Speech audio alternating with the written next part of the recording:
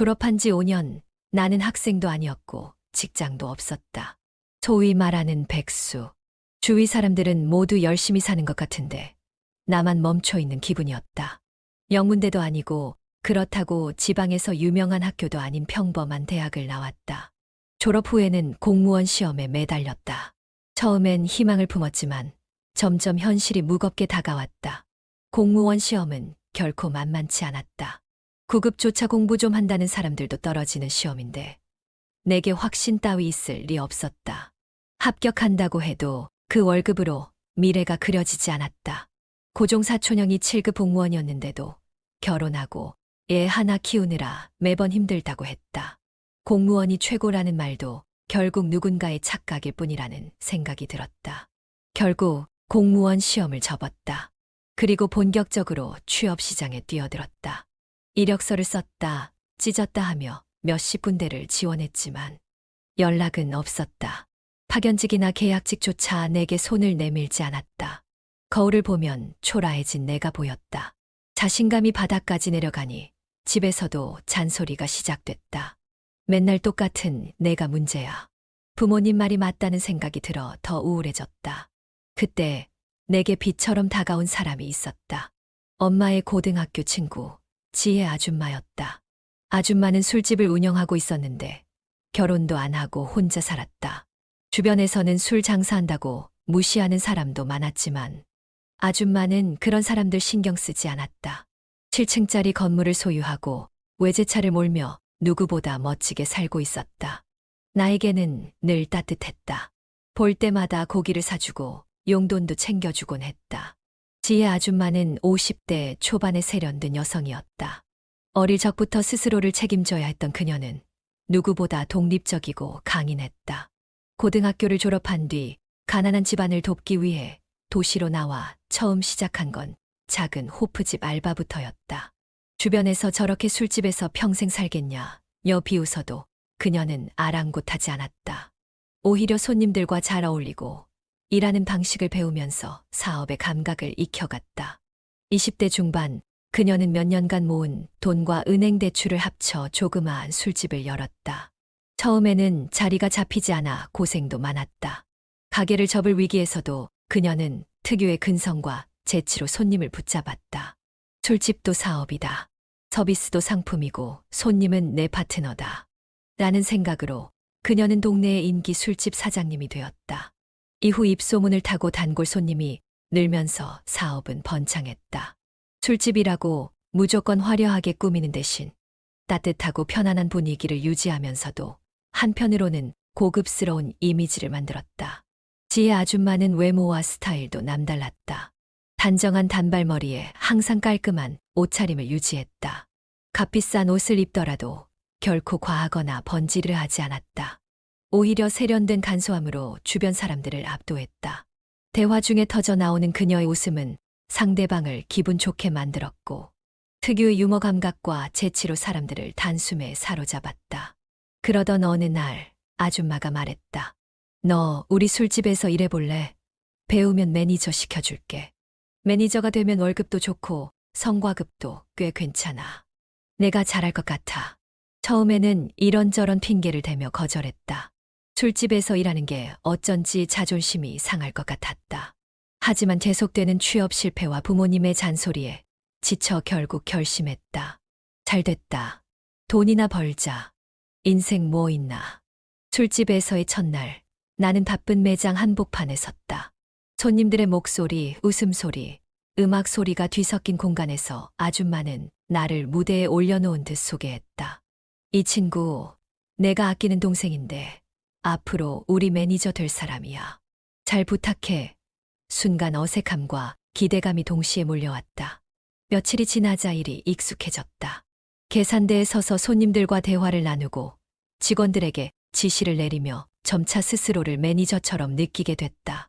아줌마는 종종 내가 일을 잘한다며 칭찬했다. 넌 진짜 센스가 있어. 잘만 하면 이 바닥에서 성공할 수 있을 거야. 그 말이 내게 힘이 됐다. 아줌마와 함께한 시간은 단순히 돈을 벌기 위한 일이 아니었다. 나는 이곳에서 사람을 배우고 삶의 생생한 현장을 느꼈다. 그리고 무엇보다 한 번도 느껴보지 못했던 자신감이라는 걸 찾았다. 이제 나는 더 이상 백수가 아니다. 나만의 방식으로 내 길을 걷고 있다. 지혜 아줌마는 내게 빛이 되어 주었고 나는 그 빛을 통해 어둠 속에서도 길을 찾을 수 있었다. 내 인생은 이제 시작이다. 나는 밤에만 일을 했다. 대기실에서 손님이 오면 주문을 받고 테이블 세팅을 하고 아가씨를 매칭해 주는 게 내 일이었다. 30분마다 얼음, 잿더리, 물수건을 교체하며 분주히 움직이던 나에게 손님들은 종종 오빠, 삼촌 차비 좀 줘라며 웃으며 말을 걸었다. 운이 좋은 날엔 신사임당 한 장이 손에 쥐어졌고 테이블을 세팅하다 기분 좋다며 10,000원, 20,000원, 심지어 50,000원짜리 팁을 받기도 했다. 돈은 쉬웠다. 그러나 밤에만 일하며 내 생활은 점점 사라지고 있었다. 그러다 보니 나도 모르게 그곳 사람들과 점점 어울리게 됐다. 어느 날 연휴를 앞둔 비 오는 저녁이었다. 손님이 거의 없어 실장님이 일찍 문을 닫고 회식이나 하자고 했다. 웨이터들과 실장님, 그리고 여성분들 4명이 모여 새벽 5시까지 술판을 벌였다. 막내였던 나는 마지막까지 남아 뒷정리를 하고 있었다. 그때 한 아주머니가 나를 붙잡았다. 남자는 술도 잘 마셔야지. 나랑 한 잔 더 하자. 그녀와 단둘이 술잔을 주고받았다. 양주 한 병을 비우니 어느새 7시가 다 되어갔다. 그녀는 술 기운에 집에 가야겠다고 했고 나는 에스코트를 자처했다. 왔다 갔다 하면 피곤할 텐데 그냥 우리 집에서 자고 갈래. 그때부터 기억이 희미하다. 아무튼 홀린 듯 그녀를 따라 들어갔다. 그날 이후 우리의 관계는 예상과 달랐다. 서먹해지기는커녕 오히려 더 가까워졌다. 처음엔 서로를 의식하며 어색한 웃음을 주고받았다. 다음 날도 평소처럼 일을 나갔지만 그녀는 한결 부드러운 태도로 나를 챙겼다. 술김에 그런 건 아니지 라는 그녀의 장난스러운 질문에 웃어넘기면서도 우리 사이에 미묘한 긴장감이 흐르는 게 느껴졌다. 며칠 뒤 그녀가 먼저 말을 꺼냈다. 우리 그날 얘긴 하지 말자. 그냥 아무 일 없었던 것처럼. 나는 고개를 끄덕였지만 속으로는 그게 정말 가능한 일인지 확신이 없었다. 그날 이후 그녀는 예전보다 나에게 더 신경을 쓰는 듯했다.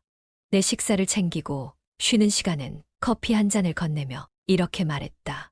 너도 이런데 오래 있으면 사람 망가진다. 다른 일 알아봐야지. 그녀의 말에 담긴 걱정은 진심 같았다. 하지만 동시에 묘한 감정이 섞여 있었다. 마치 나를 놓치고 싶지 않다는 메시지처럼 들렸다. 우리의 썸은 이렇게 시작됐다. 일이 끝나면 밥이나 먹고 갈래? 라며 자연스럽게 나를 부르곤 했다. 가게 근처에서 시작한 늦은 밤 식사는 점점 그녀의 집에서 이어지는 일이 많아졌고 오늘도 우리 집에서 먹자. 그렇게 술잔을 기울이며 대화를 나누다 보면 그녀는 점점 더 솔직해졌다.